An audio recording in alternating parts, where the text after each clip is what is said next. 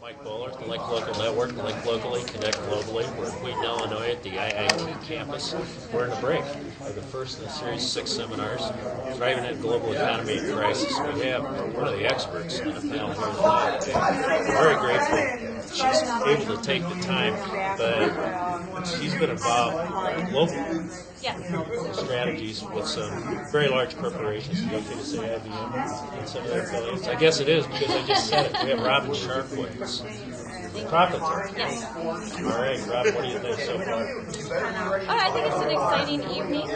It's nice to be surrounded by so many people interested in social media, and I'm finding that similar to the individuals that come through our training and education, that people are all over the board with their adoption and level of engagement. But everyone seems to have the same question, which is, what's the value and how do I get started? So I think it helps to know that if you're struggling with the same questions, you're not alone, because there's the sense that everybody's doing it, and there's an intimidation factor that I think holds people back, and they're afraid to either raise their hand and say, I don't get this yet, or they're just too overwhelmed with their current responsibilities to dive into it. Are they dependent upon their children or grandchildren? So don't worry. You know, hey, they got me on Facebook, they got me on LinkedIn, they got me on Twitter, they got me on Twitter. You know, what's a Twitter? You know? Right, yes. Well, you know, that too, there's that perception that it's the realm of teenagers and college students. That's their area and not a place for me, but it's changing, and while we're all using similar tools, there are millions of different discussions taking place. You know, it could be looking for recommendations on your next vacation, looking for a contractor to redo your kitchen, or it's why do I need what's cloud and why do I need it? Certainly, it certainly applies to B2B. Sure, it's B2B, it's B2C, all sections of people. They're talking. If you're not on there, they're talking about you anyway. That's absolutely right. I think we've reached a point where if someone searches your name or your company and they can't find you, it's no longer, oh, they must not have gotten around to building their website. It's now, they hide it. Yeah, exactly. You work with a ton of different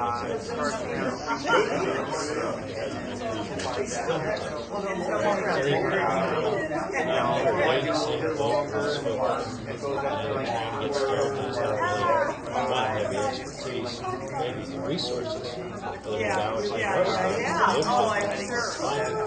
so what kind of, would you give advice right on this? So, hey, you got to start somewhere. Yeah, absolutely. I would say everyone seems to have that same challenge of resources, whether it's time or people to do it. So everyone's looking for that fast track, how do I get started? And if you're asking the same questions, I would say get your LinkedIn profile set up, started, get your photo up there, get a summary, your headline. You don't need to spend a lot of time, but once you build that LinkedIn profile, you can copy and lift pieces of it to any other social networks you join after that. In addition to that, if we stick with LinkedIn, check out LinkedIn Signal, check out LinkedIn Questions and Answers. Just that alone, you could spend, average about 10 to 20 minutes a day. You don't need to do more than that, but the important thing is to begin a drumbeat of communications and keep it regular. All right, Robin Sharp, profit. Yeah, Propotecture. Propotecture. All right, thanks, Robin. Thanks, Mike. And hopefully join us and watch the second portion. Okay. One more guy. We're lucky with this guy. Can't tell you how lucky we were anyway to have these folks today. Mike O'Neill. Let's rock, Mike. LinkedIn Rockstar. What's up, brother? Mike O'Neill, Integrated Alliances. Good. Started doing the training on LinkedIn 8 years ago. You got a short period of time to tell us about it. Dude, you guys are going worldwide. Well, it isn't that hard. How many people have you trained? How many trainers? We train 20,000 people, so it's a lot. We train a lot of trainers, and frankly, the other trainers that we trained have gone on and trained other trainers, and so on. It kind of goes on and on and on. But you don't work for LinkedIn. Don't work for LinkedIn. To be really big on LinkedIn, you have to start a long time. You can't say I like 30,000 connections too. I'd like to have 10 or 20,000 of those, and just say, you know, I like that. But you got to start. It takes 9 months to make a baby. It takes a little while, you know, to make this happen. You got to sow the seeds. You need to get started. To have some results. Whether it's LinkedIn or not, you guys, I don't know, you got 3 books each.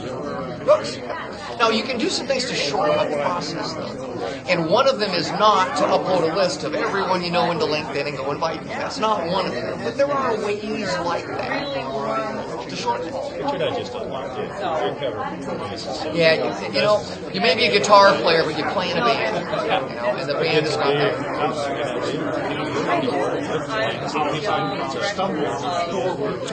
Yeah, listen, you know, sometimes I go out and I go, now what I find out, they really are. I misspelled their name. You know, put a space in it, something like that. LinkedIn's offering alternative spellings now. So if I mistype O'Neill, and they say, did you really mean O'Neill with 2 L's? Did you mean without the apostrophe? You sure you want that apostrophe in there? You live in life with an apostrophe in your name, Mike, is a hard life. These guys are living large, I can tell you that. It doesn't get better at the integrated alliances. Hi, I'm Mike O ampersand 0139 Neil. I gotta get back to work. I gotta go start back up. Mike had to get a hold of you. RockstarNetworking.com is a good spot. RockstarNetworking.com. Guys are the LinkedIn reference. Going to Roger Waters. Friday. Thanks for talking to us. All right, let's get back to work. As a source of their own search and advertising, are there a number of secrets, buzzwords, search words, things that might enhance their businesses? Yes. I wanted to say that. Thank you. And the next question. Exactly. You know, something I said earlier, thinking about who is your favorite client, right? Who's your best client? Who's that model person? Look them up on LinkedIn or wherever they happen to be. What do they talk about? How are they describing themselves? What are they saying their interests are? Because birds of a feather flock together. We have these sayings because they're true. You know, so if you look at, these are the people who I really want to do business with, here's what they look like, here's what I see them searching for, here's what they're talking about in groups, here's where they're engaging, then you can really track that you can stop them. That's what I do. In a way, if you just look at your own competition you can, and you try to model at least initial. Why try to take business away from your competition if you create an adversarial environment, right? So, I mean, there's a lot of competition out there for LinkedIn trainers nowadays. Well, it's one of the comments we just started talking about just before break ended. And what is it that sets you apart? It's the fitting in and standing out principle. So look at what people are doing, where they're being successful, what is your audience asking for, and find a way to stand out. You know, build your reputation. Is it going to be being involved in LinkedIn Answers? Is it going to be being somebody who's constantly trending in the groups? Are you going to be a blogger? If you don't like to blog, there's a friend of ours in Australia that does a podcast because you can talk faster than you can write. So what is it, and then how can you do it comfortably so that it makes it easy for you to do? Second question from the same caller. They're also using Facebook and Facebook advertising and getting some very poor results. And we know we've heard in the media recently that GM and others also are experiencing the same thing. I assume there are some people that are actually succeeding using Facebook as a media for advertising. Is there anything that can help this caller try to enhance their own ads?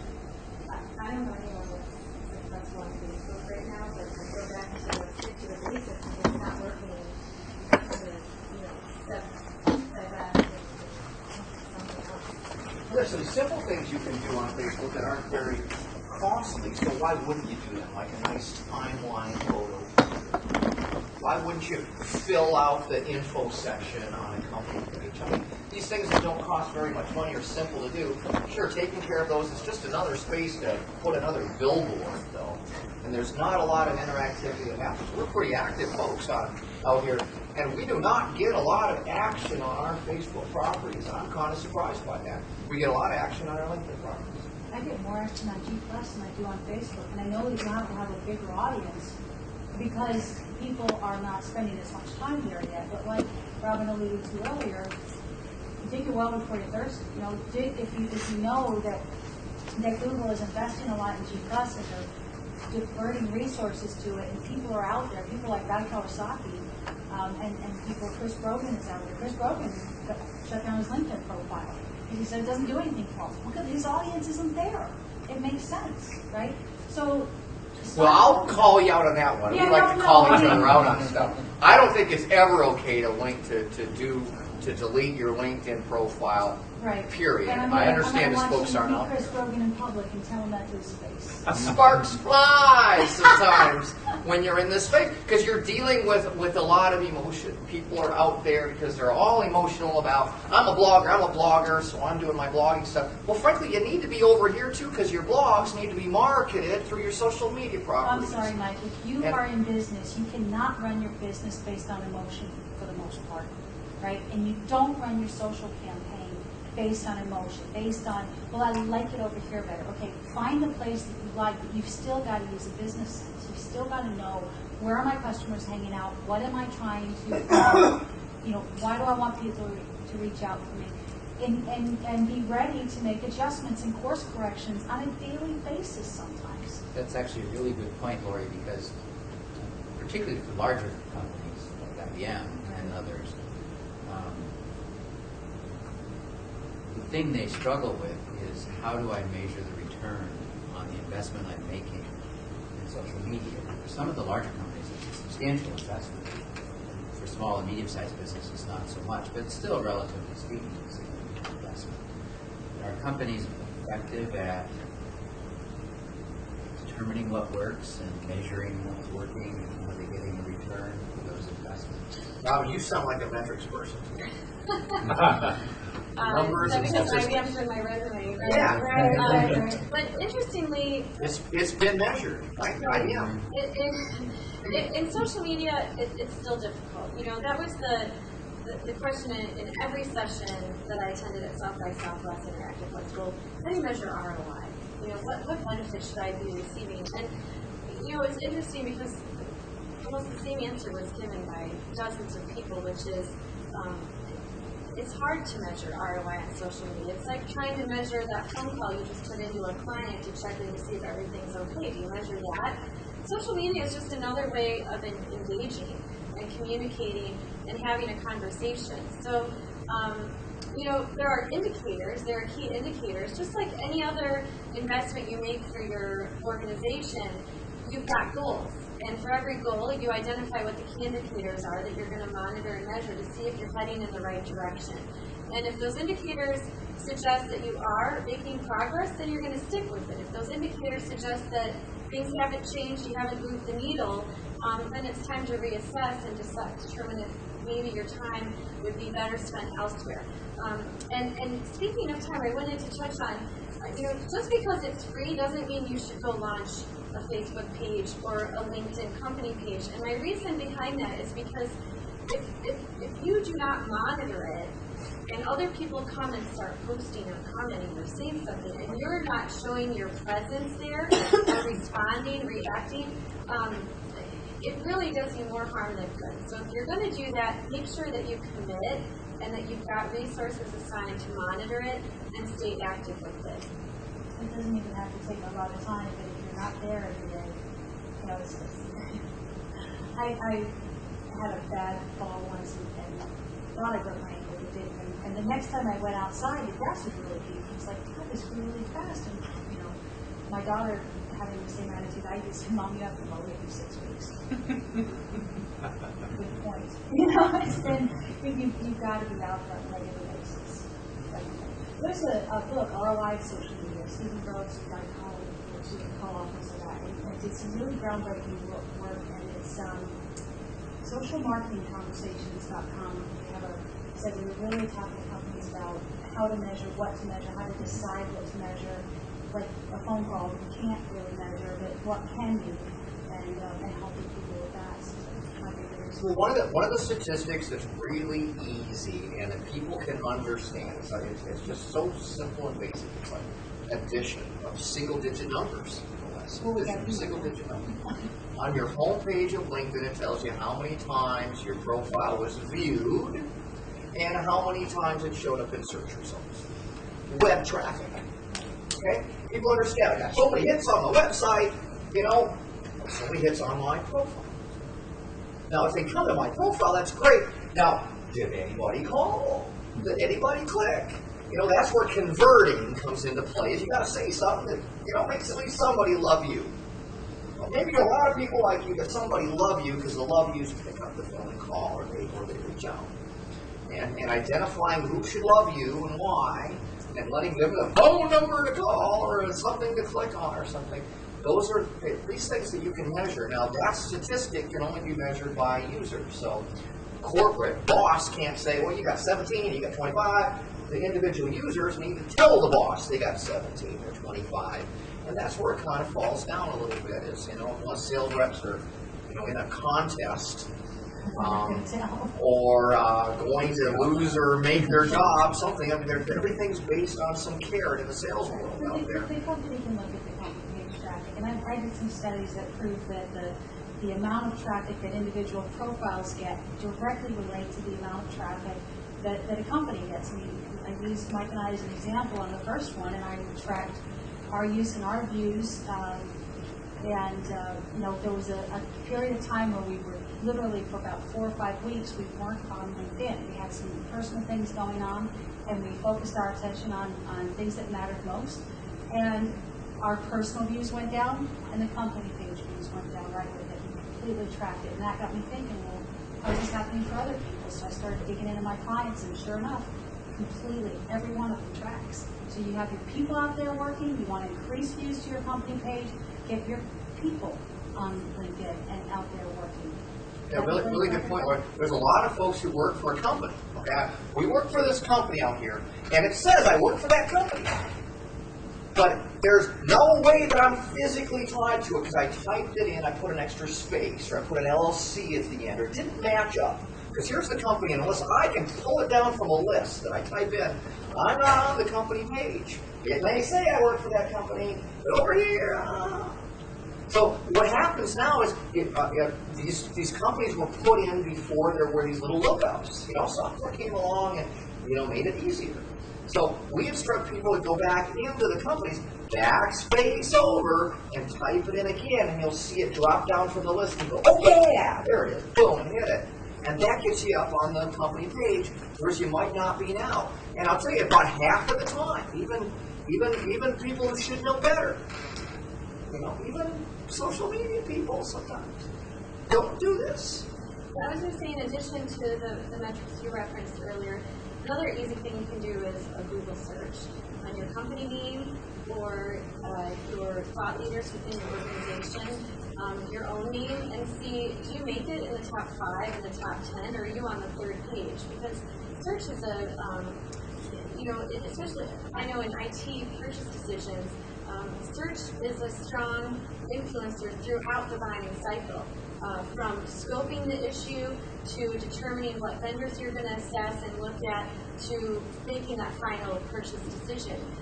So if you're not making it in that top 5-10 list on the first page, you're probably not going to be in that initial evaluation. So you can influence that, obviously by optimizing first having a website, optimizing your website for search.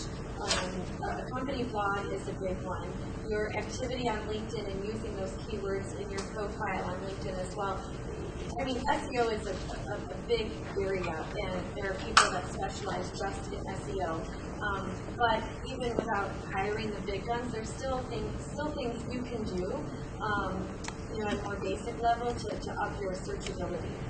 Everyone's in sales, and in a big company, you have a sales team. And, folks over here don't provide leads. That's not their job.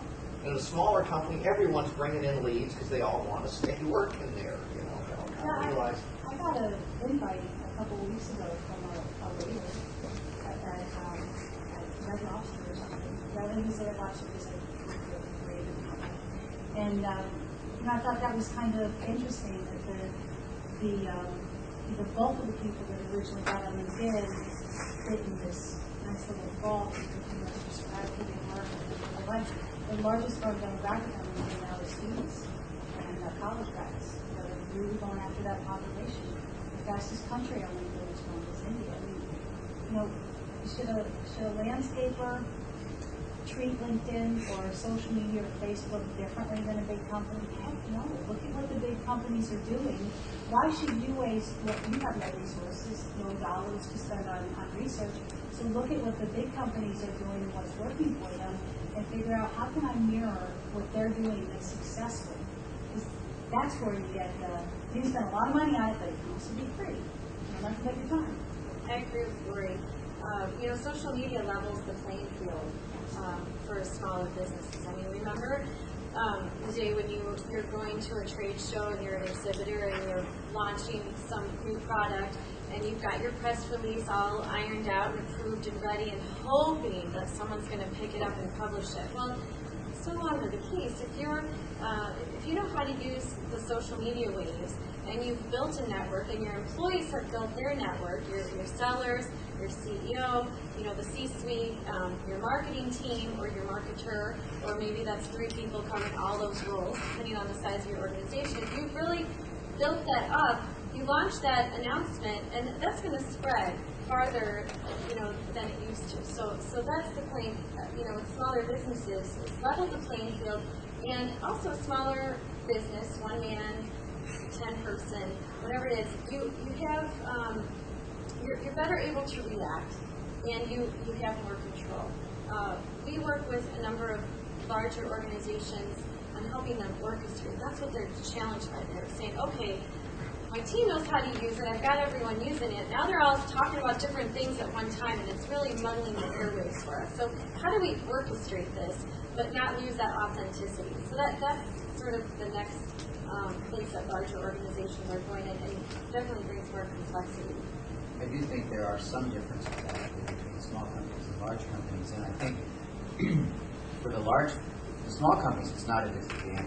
I mean, it does level the playing field. But what happens in the larger companies, because they can make significantly larger investments than the smaller companies, they can use social media in ways that actually wouldn't necessarily even be relevant for the smaller companies. For example, in creating communities using social media to help with product design in large companies, particularly technology companies, can use social media to create communities of people to become beta testers or bounce product ideas off of. They also use social media to build communities to do self-service, customer self-service. Microsoft has done a study that shows, I forget what the numbers are, but basically by doing that, they cut their customer support costs by substantially. So there are some sort of scale issues with big companies that allows it to be different. But I think from a smaller company perspective, there's nothing you really do that we want to do to big companies good. My question on the same topic is that small companies, the ones that I talk to, they want one thing. They want to do business development. I don't buy that IBM is going to sell more product or Microsoft is going to sell more product through social media. I can't see how large companies, the real big companies, are using social media to do business development, at least not on a wide scale. Why does Coca-Cola advertise? The most recognized name on the planet. That's B2C. That's not right. B2B. But it's still, if you don't maintain some kind of a relationship, B2B, B2C, anything, you don't maintain some kind of a relationship, you're going to lose your customers. So in other words, for them it's customer relationship or customer service, but not new business development. There's some large companies that are doing it for the most part, leading edge. But I think Lori's point is well taken, and that is, for a large company like Coca-Cola or IBM or Microsoft, if you look at your brand image, take it in the broadest sense, which you should from a marketing perspective, social media has to be part of that. And I would say, and I know, I've worked with some business development execs at some large organizations, very large organizations, and I'll ask them, how many accounts are you responsible for? because when you get into the SMB arena, they're accountable for 500 accounts. How do you nurture a strong relationship with 500 accounts?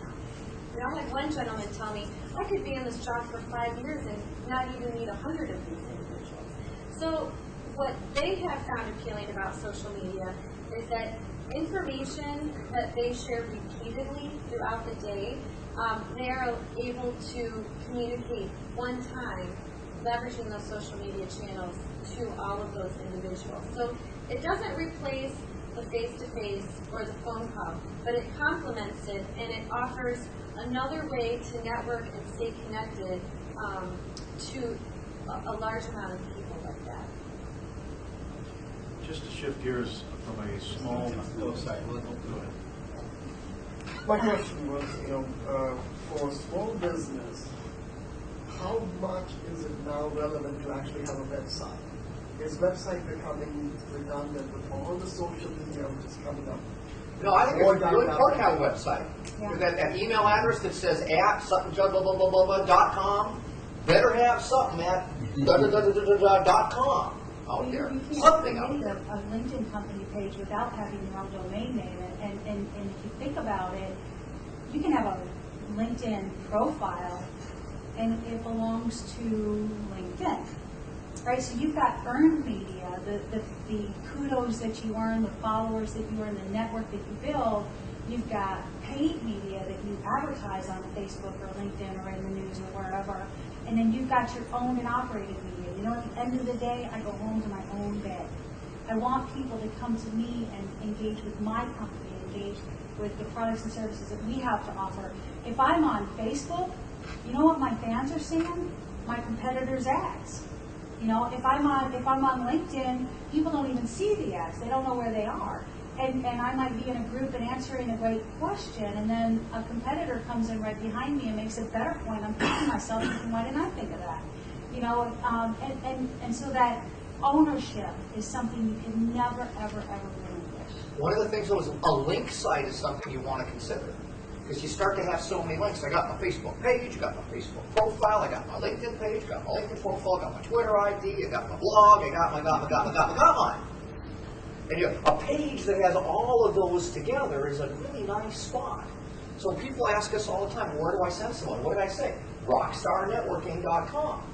Because rockstarnetworking.com goes to this page that has the link here, the link there, the downloaded PDF file, the opt-in over here, all this stuff. And rockstarnetworking.com belongs to us. It's our domain, but we redirect it to itsmyurls/rockstar. So instead of sending people to itsmyurls/rockstar, if anything ever happens to that site, we've still got Rockstar Networking. We can recreate our owner site somewhere else. We do a lot of redirecting of domains. My question was, yeah, and I get the point. So, I think you're right. You answered the Of course question.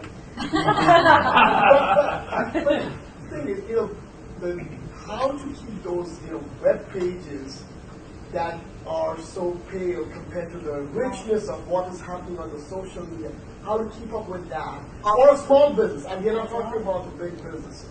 For a small business, it's kind of, now you have another load to do something on your website. I don't know if you've noticed, but the social media sites now are getting a lot more minimalistic. There's less buttons out there.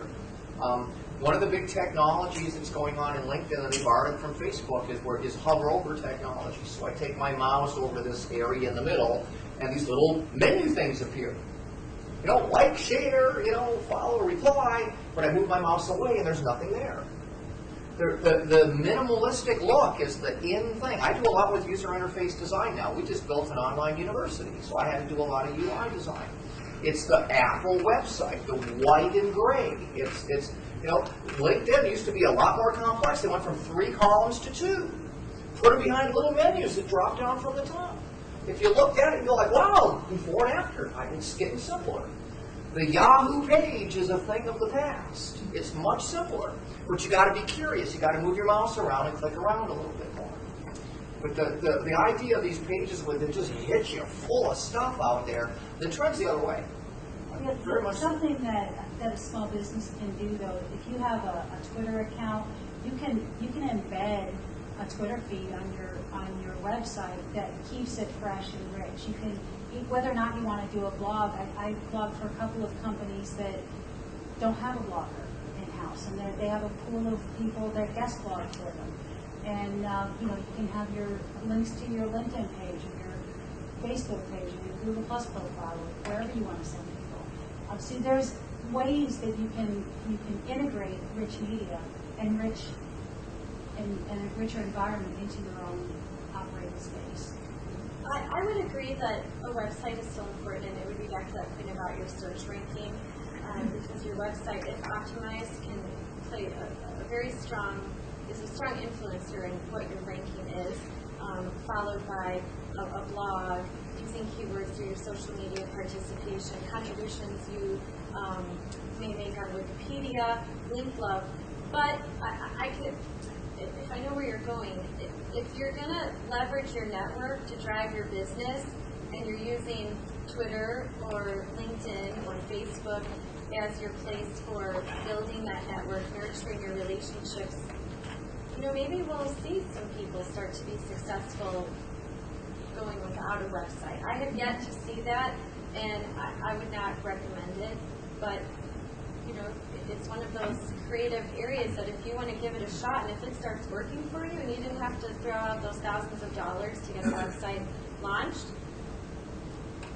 You're going to start it somewhere, though. I'd start with LinkedIn, because the cool things that are happening with LinkedIn company pages right now, you can have followers, you can now see who your followers are, you can send your followers status updates, and LinkedIn is the only place on the web that I know of that I can go to a company page, and I don't have to have any cookies or opt-ins on my computer, but because it's my LinkedIn profile with my industry and my history on there, when I go to that company page on LinkedIn, I can be presented a different message based on who's clicking. So on ours, right now, we've got 3 demographics defined. If you're a sales manager or a business development, and you're at this kind of a company in this location, you're going to get information about the Integrated Alliances e-learning program for sales teams, right? Because that's what we want to talk about to these people. And if you're in professional training or coaching, and you're a management consultant, we talk to you about Rock LinkedIn and how you can use that to enhance value add to your own clients. And then everybody else that comes to the page sees all the other stuff that we've put out there in particular order. So it's really the only place that I don't have to have a cookie or an opt-in. It's based on their LinkedIn profile and their user-generated information that they've shared that gives them the message that I want them to hear. Does anyone have more than 10 domain names that they own? Fred and Michelle. Anyone more than 25? 100? How many of you guys have? It's a little bit over 100, yeah. Yeah, it's about the same as us. We had 350 at one time. Oh, wow. And I grabbed everything I could because I wanted the .net, .org, the whole bit. I was just obsessed with it. I ran out of allowance, and I had to just cut them off. Well, yeah, I know. Here's what happens. The renewal bill comes at one time. Yes. It's $700 to Right. renew these domains. They're only $7 a piece. That's all. But it's good to have 10, 15 or so at least that mean something to you, so you can put them in and redirect them. So you're having an event called Mike'sParty.com. We use DenverHolidayParty.com. We have a big holiday party in Denver.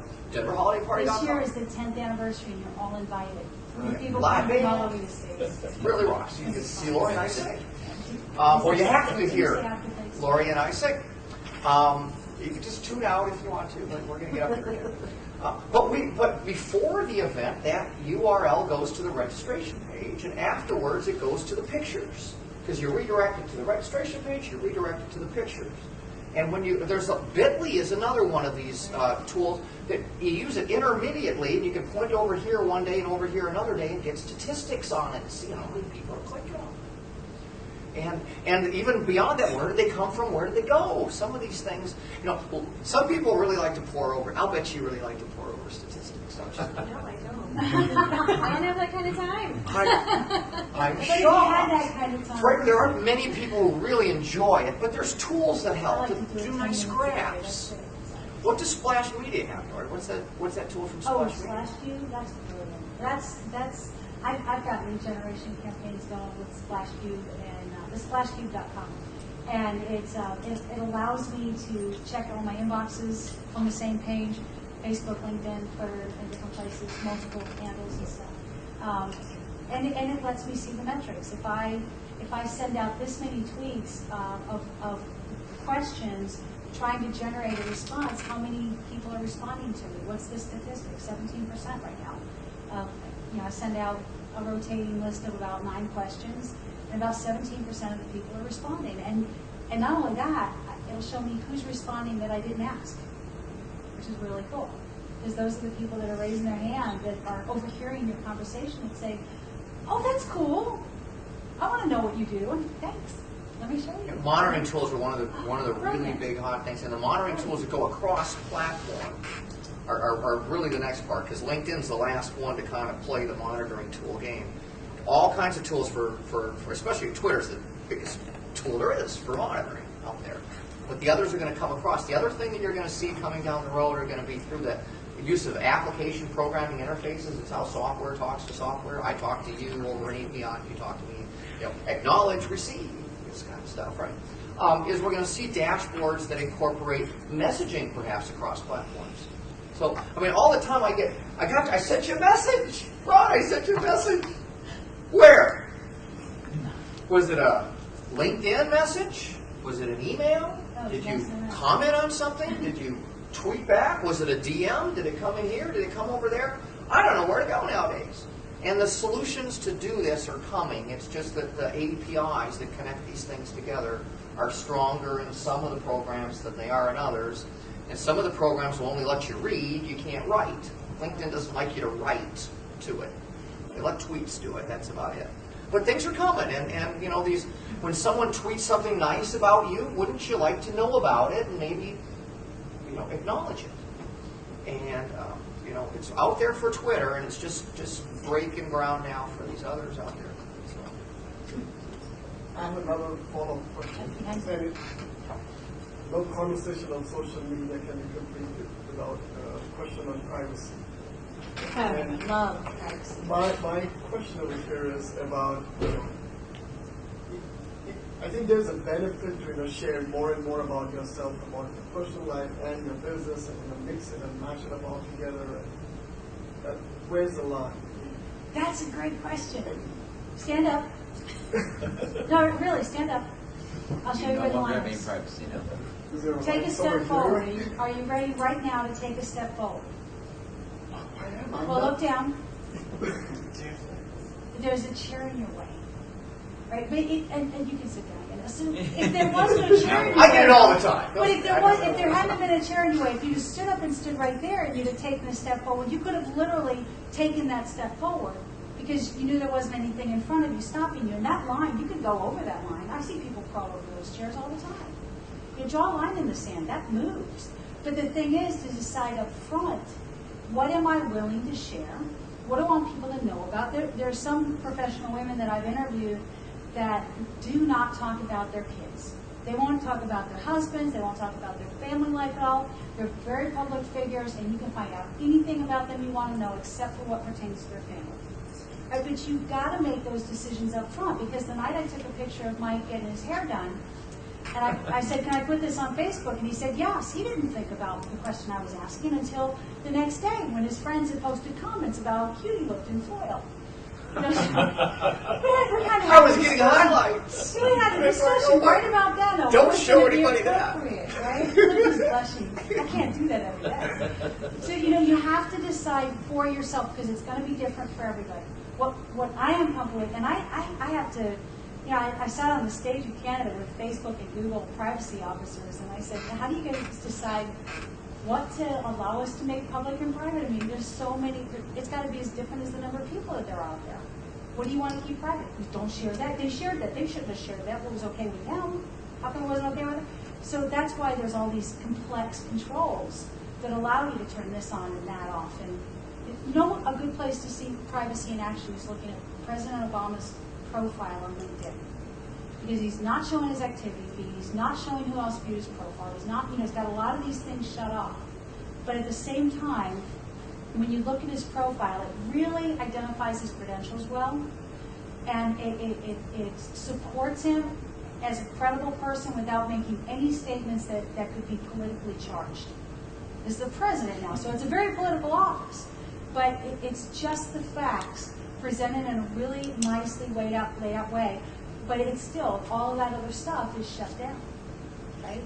So it's a great place to learn about it. I would suggest, and I agree with what they've said, it is a personal preference, and you have to decide what that is for yourself. When I work with students just getting started, I share with them that Twitter is considered a public forum. I encourage, if you're going to join Twitter and start tweeting, it's a public forum. Treat your posts as if they're public, as if the world is seeing them.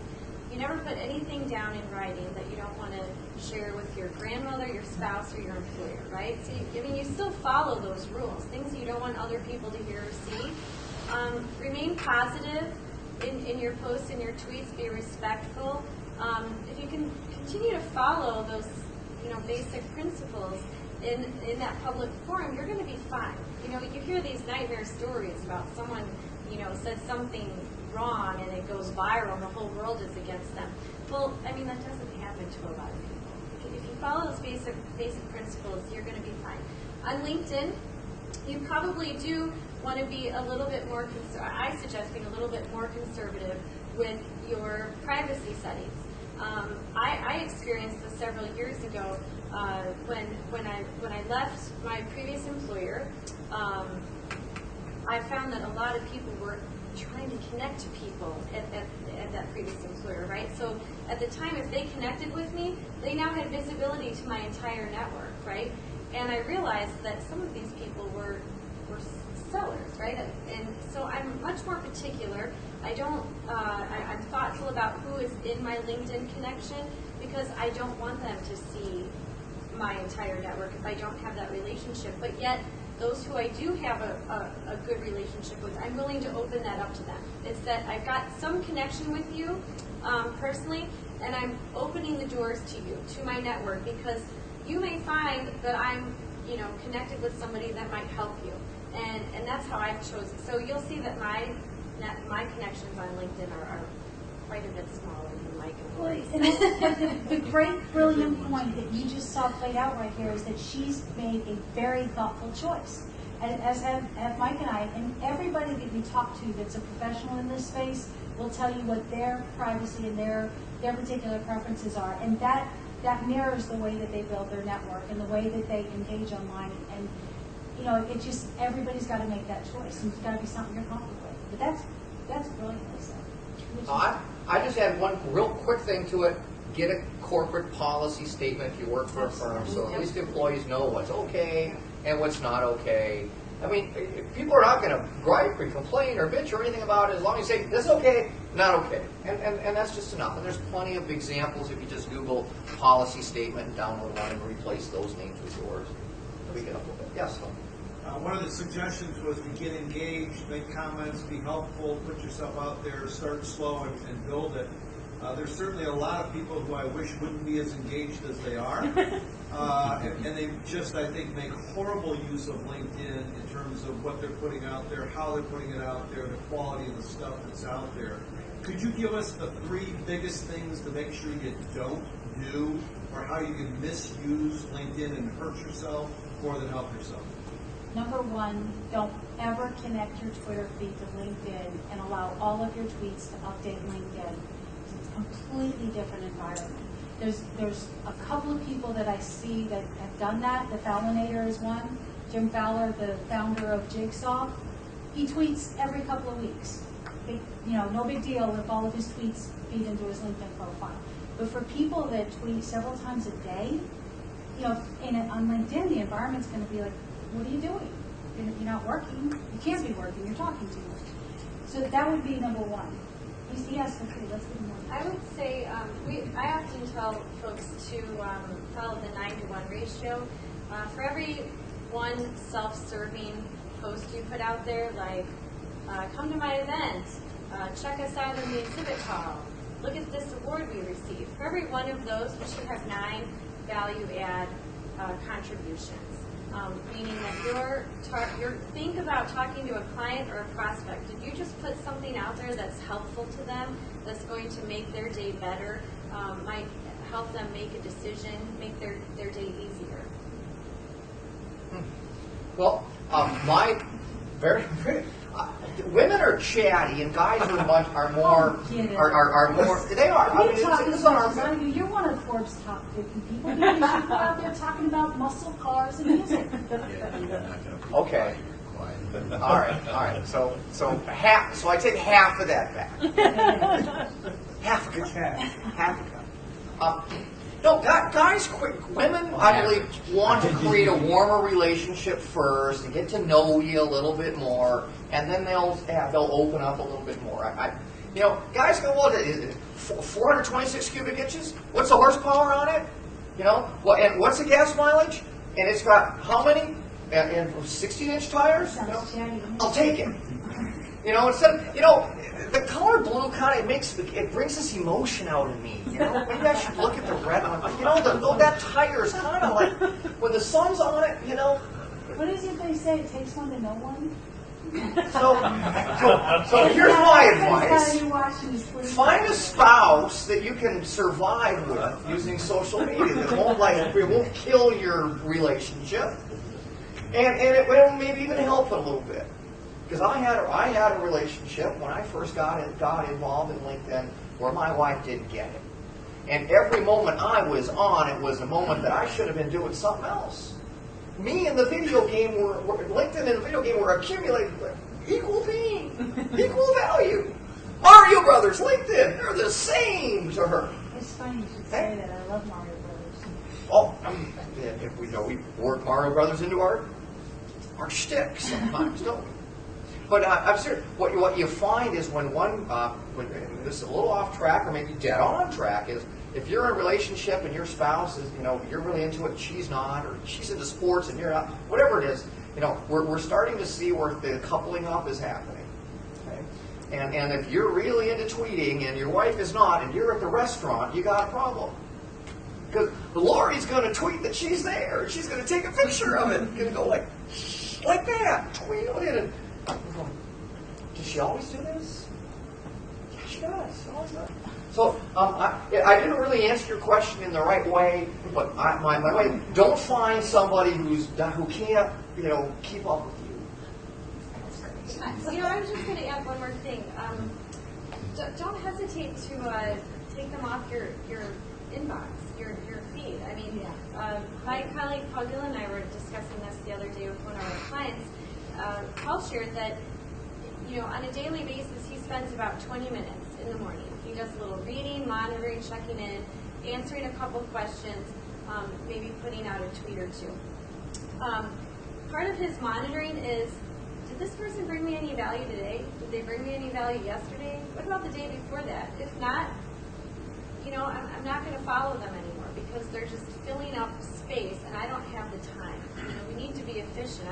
I think one of the hindrances to the adoption of social media is that people are already working long days, many hours, and they view this as one more thing that they have to do, and yet don't see the value.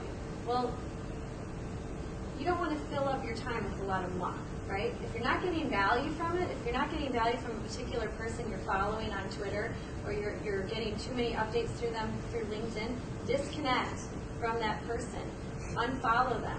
It's not an insult, and they're not going to get notified of that unless they go to try to send you a direct message and discover that they don't have that access. But that's also some feedback that they're going to recognize that they're not bringing value through their communications online. Actually, I'm going to give you two questions at the same time for two different callers, and that probably will fulfill what we have left here. The first question is from a small business owner, and he's asking how he can best use social media in order to source and develop talent. The second question, I'll just paraphrase because it was a fairly long question. Essentially, they need help. Where do they find it? How do they find either consulting or any type of a website in order to be able to plan and how they best use social or media for themselves? How can a small business owner find the help? Where? Two questions. That's a great idea. Great question. And the second question was not prepared. Right, no, it's media by Mark. But if you want help on LinkedIn, there's a lot of resources on LinkedIn. Questions, LinkedIn's got their own help channel and stuff.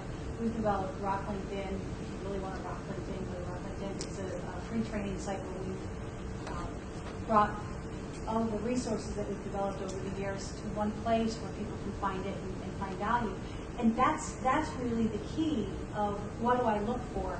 Is it somebody that's going to, are you going to a site where somebody's just regurgitating tip sheets that they found from somebody else?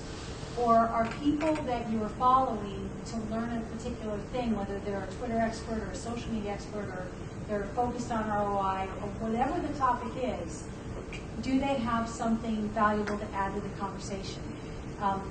One of the things I saw in the announcement when Forbes did the top 50 social media power influencers is that they said these are not curators. These are not people that just retweet or just put out somebody else's information. They create their own content, and they share other content. They don't just put out their own, but they also share other content from other peers and experts in their field that have good content. So you'll find Mike and I tweeting about Lewis Howes and about Vivica von Rosen, about J.D. Gershwin, about what other people in our field, our competitors, are saying, because they have some good ideas too.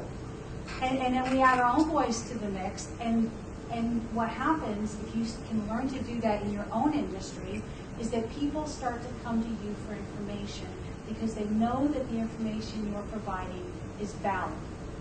You will talk about what your competitors say because you're not afraid to lose business to your competitors. And if you do, they might have just been better at it or had a different, fulfilled a different need that you couldn't fill. But there's enough business out there for everybody, so it's coming at it from a position of what value can I bring to the community and add to it. Lori, I got the sense from the caller that they were looking for something pretty basic. Yeah. Just where can I go? So Is it- where can I go? RockLinkedIn.com would be the answer. Yeah, let's send to rocklinkedin.com. That's a place to start. And but it just depends. What do they want to know about? You know, and search for that. I would suggest that obviously LinkedIn is a way to search on some keywords and titles. Check out your competitors and who's working for your competitors. Look to see if or how they're being useful. We've talked about social media still being in its infancy, so you may not see all the rock stars within your competitors being active online, but you can look to see what kind of contributions or value they're making. I was told by a mentor years ago, any position you're in, figure out who's who in the zoo, and then go make yourself useful to them. People think about that, especially these days. They talk about graduating from high school, graduating with a degree. It's not enough anymore just to have your job. You need to be a linchpin. You need to be a connector. You need to be someone who makes a difference in those people, your stakeholders around you every day. Social media is making it easier to find those people who are leveraging that as a way to demonstrate that. They're not all there. But second point, too, is use your network. Whether it's your neighborhood, the local park, your LinkedIn network, your Twitter network, your Facebook network. You've got all these different networks that you've built, and let them know what kind of talent you're looking for. You never know where you're going to find it, right? So don't hesitate to share that and put it out there and see what it turns up. Well, I would add that I think if you want to attract people that were going to fit in well at your company, you should let people know what it's like to be here. Your corporate culture should fit on your website. It should fit on your LinkedIn profile. It should fit on. That's one reason to have a Facebook page. Maybe is show that we're cultural. We're not ignorant to what's going on out here. There's 800 million people out here. We should be one of them. That kind of concept. Now, if you're going to do something and be bad at it, I understand. If you never look out there, it's like looking forward to seeing you next Friday, and it's 2009 message that's out there, and it's one of the more recent messages, by the way. That's a problem. But having your corporate culture, we lay it out there. If you're into cars and concerts, you really like working with us. And frankly, those folks love working with us, actually. That's even better. And you attract folks that are kind of like that, and they really like hanging out with you. They buy the beer sometimes. It's the important things in life, right? That's about all we got. Well, I want to, we're out of time. We're actually a little past our out of time, but I want to, first of all, thank Lori and Robin and Mike, who have been an awesome panel. And thank them. We probably pick their brains for the next forever. But we appreciate the couple of hours that they've given us. And, Well, we're staying at Hotel Arista, Yeah, sponsors, so there you go. later on this evening, they got a great little hotel bar downstairs. So we're headed somewhere for happy hour, folks. So And I want to thank all the people who came here to IIT and Wheaton and who attended, and the people on the radio and video who have listened to us for the last couple of hours. We will do this again in July, every month through the rest of this year at least. Topics to be determined, but check localnetwork.com, and we'll keep that updated, and you'll know where to go. And probably will hopefully be here. And we don't know the date in July because the first Tuesday in July is the day before July 4th. So we'll figure that one out. Anyway, I want to thank everybody, and we'll see you again in July.